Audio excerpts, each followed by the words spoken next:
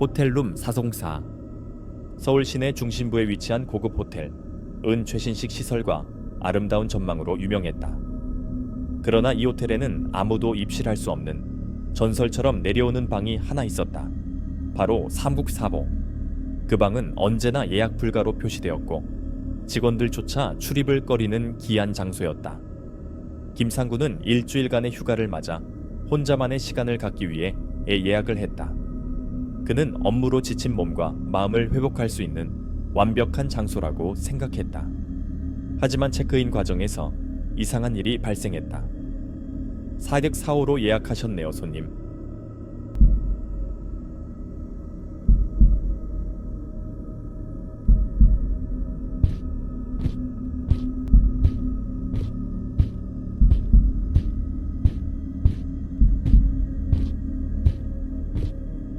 프런트 데스크의 직원이 깜짝 놀란 얼굴로 산구를 바라봤다. 네, 뭐 문제라도 있나요? 직원은 곧장 컴퓨터를 확인하더니 고개를 저었다. 4045는 예약할 수 없는데 죄송합니다. 시스템 오류였던 것 같네요. 다른 방을 배정해 드리겠습니다. 상우는 잠시 망설였지만 크게 신경 쓰지 않았다. 괜찮습니다. 그냥 편한 방으로 주세요. 그러나 그날 밤 이상한 일이 일어났다. 405호로 배정받은 상우는 잠들기 전에 화장실에서 기이한 소리를 들었다. 물방울 소리가 일정하게 반복되었고 금세 멈췄다가 다시 시작되었다. 그는 불편한 기분에 침대에서 일어나 문을 열고 복도로 나왔다. 복도는 고요했고 사람 한 명 보이지 않았다. 그러다 상우의 시선은 바로 옆문 404호를 향했다.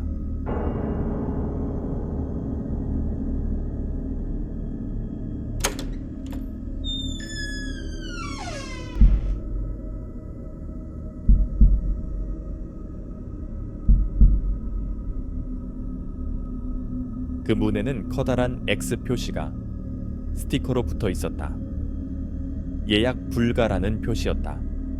그러나 이상하게도 문틈 아래로 희미한 빛이 새어나오는 것이 보였다. 누군가 방에 있는 건가? 산구는 의아해하며 다가가 문에 귀를 댔다. 그 순간 방 안에서 누군가의 중얼거리는 소리가 들렸다. 마치 자신을 향해 말하는 것처럼 들어와, 들어와. 산구는 깜짝 놀라 뒤로 물러섰다. 심장이 빠르게 뛰기 시작했다.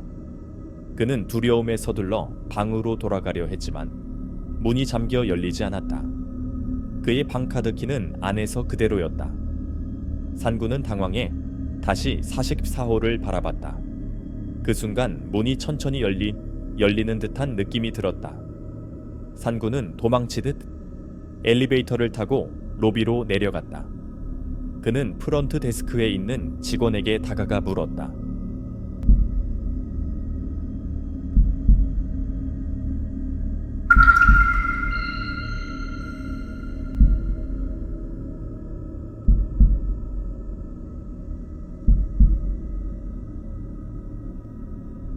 (404대) 누군가 있는 건가요? 문틈으로 빛이 새어 나오는 걸 봤어요.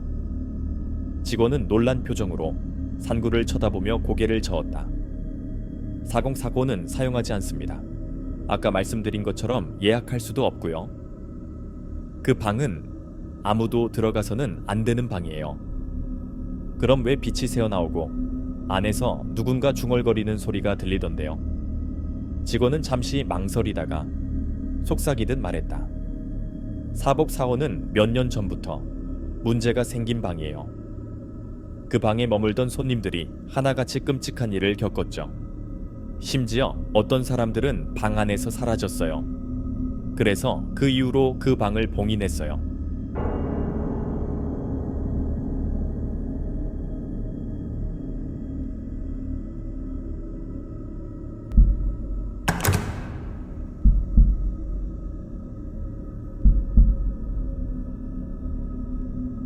절대 열어서는 안 돼요. 산구는 소름이 돋아 몸을 떨었다. 그럼 왜 제 예약이 그 방으로 되어 있었죠? 그건 저희도 모르겠어요. 죄송합니다. 오늘 밤에는 다른 방을 드릴 테니 편히 쉬세요. 하지만 절대 사서곰 사후 근처에는 가지 마세요. 산구는 다른 방을 배정받았지만 불안감은 사라지지 않았다.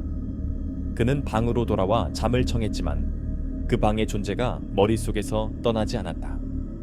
그날 밤 상우는 기이한 꿈을 꿨다. 자신이 44호 앞에 서 있었고 문이 조금 열려 있었다. 그는 방 안으로 들어가고 싶었지만 문 앞에는 보이지 않는 장벽이 있어 가까이 갈 수 없었다. 그리고 그때 방 안에서 누군가 그의 이름을 부르는 소리가 들렸다. 상구야, 니굴 들어와.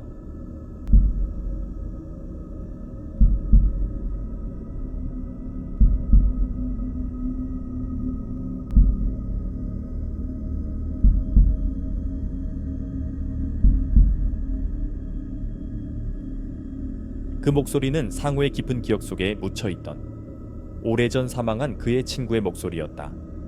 상구는 그 소리에 이끌려 문을 열려 했지만 그 순간 갑자기 모든 것이 검게 변하며 그는 잠에서 깨어났다.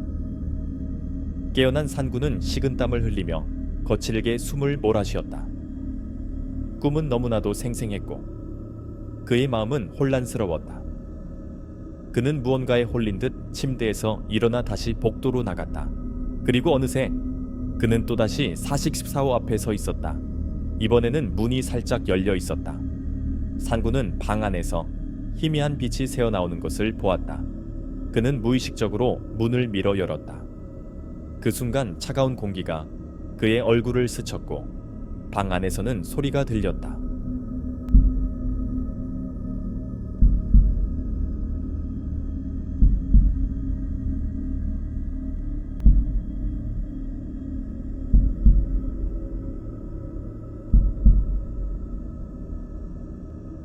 들어와, 너를 기다리고 있어. 상구는 그 소리에 이끌려 발을 내디뎠다. 방 안은 고요했다. 그러나 그가 방 한가운데 서자마자 문이 쾅 하고 닫혔다. 상구는 깜짝 놀라 문으로 달려갔지만 문은 열리지 않았다. 그는 방 안을 둘러보았다. 방은 일반적인 호텔 방과 다르지 않았다. 침대, 테이블, 그리고 욕실. 그러나 분위기 자체가 기이하게 느껴졌다. 마치 보이지 않는 무언가가 그를 주시하는 듯한 기분이었다.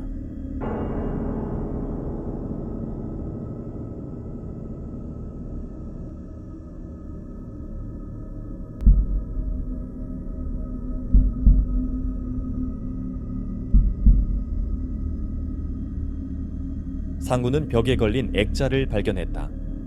액자 속 사진은 오랜 세월 동안 방치된 듯 색이 발해 있었고 희미한 형체만이 보였다. 상구는 사진을 더 자세히 보기 위해 다가갔다. 사진 속 인물은 낯익었다. 그는 자신의 눈을 의심하며 입을 벌렸다.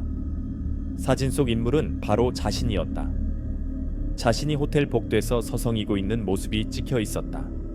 상구는 경악해 뒷걸음질 쳤다. 그때 방 안의 조명이 갑자기 깜빡거렸고 모든 것이 어둠에 잠겼다. 그리고 다시 조명이 켜졌을 때 상구는 방 안에 더 이상 혼자가 아니었다. 침대 옆 욕실 문 앞에 그림자 같은 형체들이 서 있었다. 그들은 무표정한 얼굴로 상구를 응시하고 있었다. 상구는 공포에 질려 입을 열었지만 목소리가 나오지 않았다. 그중 한 명이 앞으로 걸어 나왔다. 그 형체는 점점 선명해졌고 이내 상구가 알고 있던 누군가의 모습으로 변해갔다.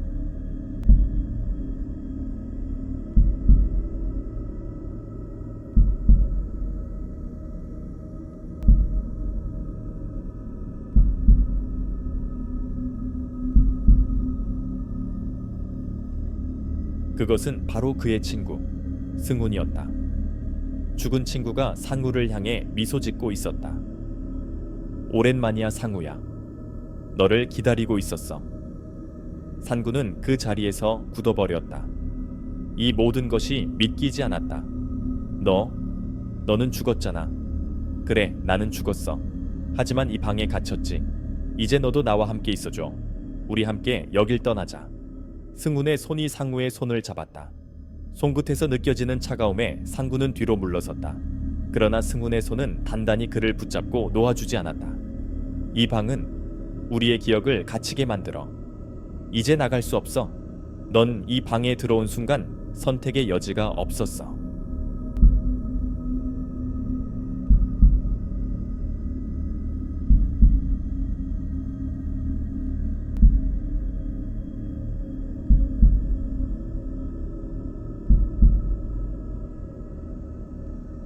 상구는 그의 손을 떨쳐내려 했지만 몸이 말을 듣지 않았다.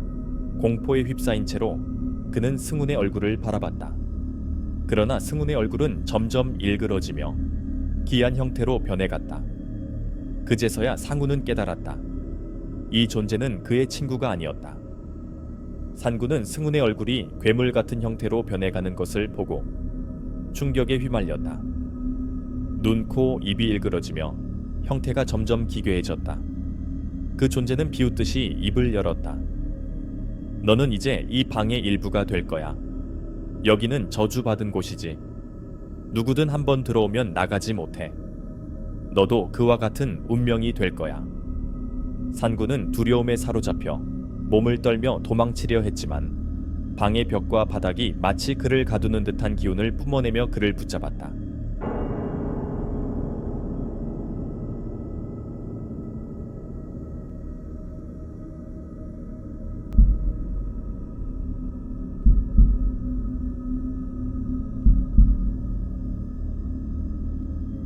그 방의 공기가 점점 더 차가워지고 무거워졌다.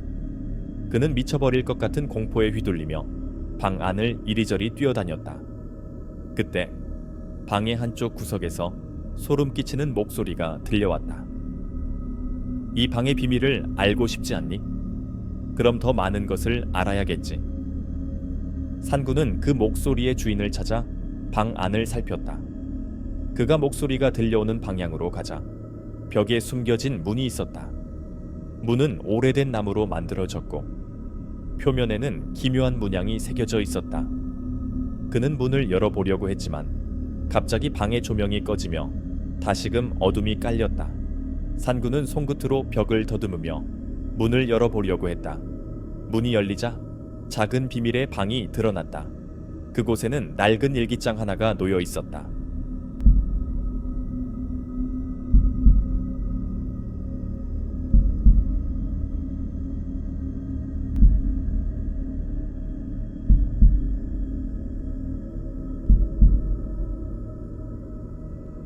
일기장을 열어보자 오래된 송글씨로 이렇게 적혀 있었다. 이 방에는 저주가 걸려 있다. 과거의 방 주인은 이 방을 지키기 위해 모든 영혼을 가두었다. 방 안에 들어온 자는 반드시 이 방의 저주를 풀어야 한다. 그렇지 않으면 자신도 그 방의 영혼이 될 것이다. 산구는 일기장을 손에 들고 혼란스러워했다.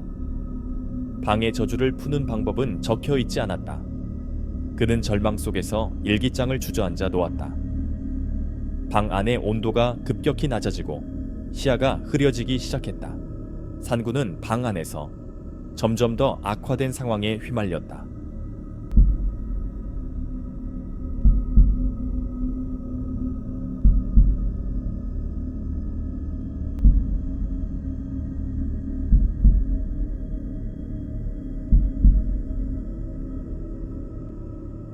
그가 일기장을 내려놓자 방의 구석구석에서 희미한 형체들이 나타나기 시작했다. 그 형체들은 고통에 찬 표정으로 산구를 바라보고 있었다. 그들은 산구에게 다가오며 불안감을 조성했다. 너도 우리와 함께할 차례야. 형체들의 목소리가 일제히 들려왔다. 상우는 점점 지쳐가며 몸이 무거워지는 것을 느꼈다. 그들은 끔찍한 소리와 함께 그를 둘러싸며 점점 더 가까워졌다. 그는 간신히 일기장 속에 적힌 내용들을 떠올리며 저주를 풀 방법을 찾으려 했지만 아무리 생각해도 답이 보이지 않았다. 갑자기 방의 한쪽 벽이 열리며 일련의 복도들이 모습을 드러냈다. 산구는 그 복도들이 무언가의 시험대처럼 느껴졌다.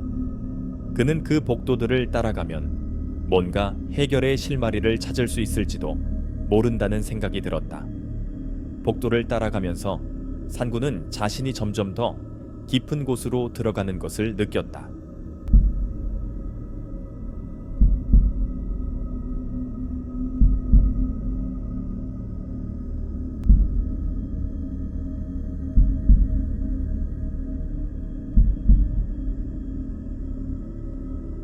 벽에는 오래된 그림들과 기괴한 문양들이 가득하냈고 한쪽 벽에서는 끔찍한 소리와 함께 물방울이 떨어지는 소리가 들려왔다.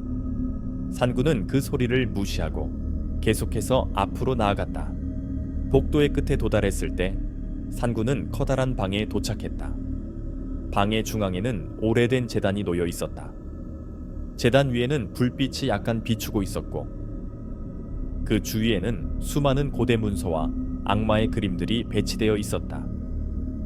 그곳에서 산구는 두 명의 형체를 발견했다. 하나는 괴물 같은 형태로 변한 승훈, 또 하나는 전설 속의 악마 같은 존재였다. 승훈은 아직도 고통스러운 표정으로 그를 바라보았다. 희생이 필요해. 승훈이 중얼거렸다. 너의 희생이 필요해. 악마 같은 존재가 손을 뻗어 제단으로 오라고 유도했다.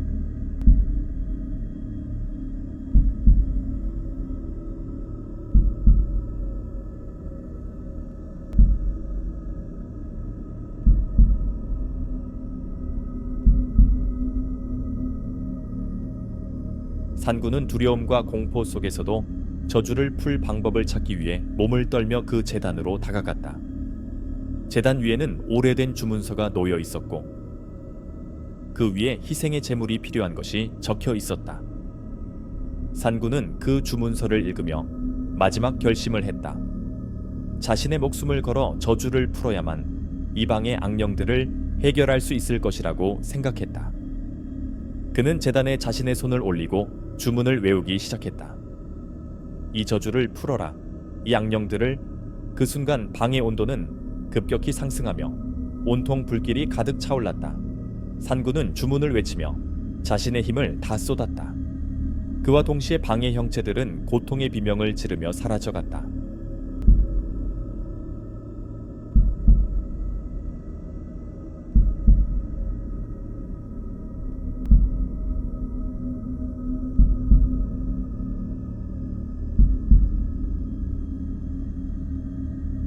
주문이 끝나고 방 안은 조용해졌다. 산구는 지친 몸을 이끌고 제단을 떠나 복도로 나왔다. 그러나 복도로 나서는 순간 모든 것이 변해 있었다. 그는 익숙한 복도가 아닌 끝없이 이어지는 미로 속에 갇힌 것처럼 느껴졌다.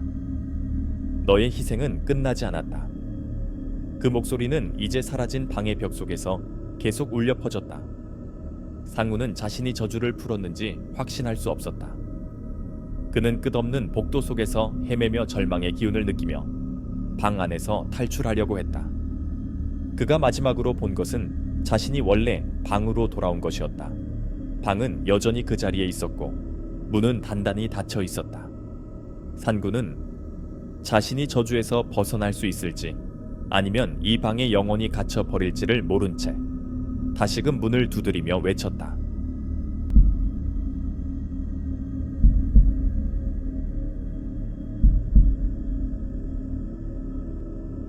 누군가 도와주세요. 그러나 그 소리는 방 안에만 울려 퍼졌고 아무도 그를 도와줄 수 없었다.